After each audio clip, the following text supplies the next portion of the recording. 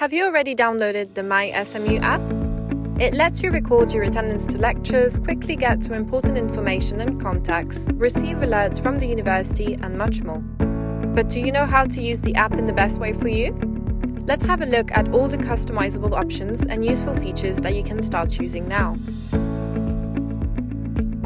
Need to log into a lecture? The new version of the app uses geolocation to validate the one-time code for face-to-face lectures, so make sure your location services are turned on for a successful check-in.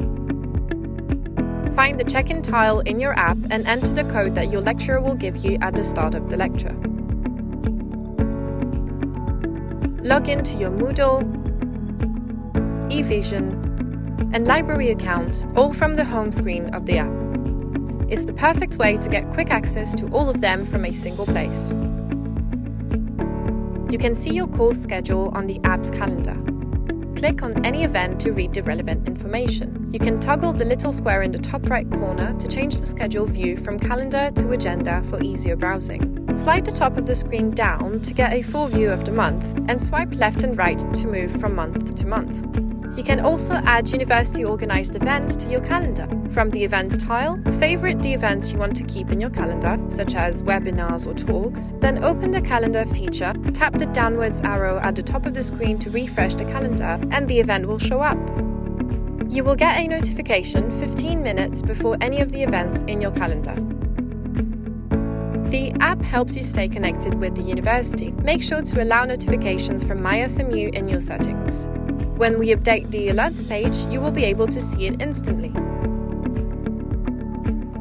You might not have the security lodge's number saved, but that's why MySMU has a tile for it. Just press it and the option to call security will appear. You can customize your main dashboard to fit your needs more easily. Tap the three dots on the top right corner, then select Arrange. Drag tiles on the screen, delete tiles, or bring them back by pressing Reset or toggling the list view in the top left corner to individually bring tiles back.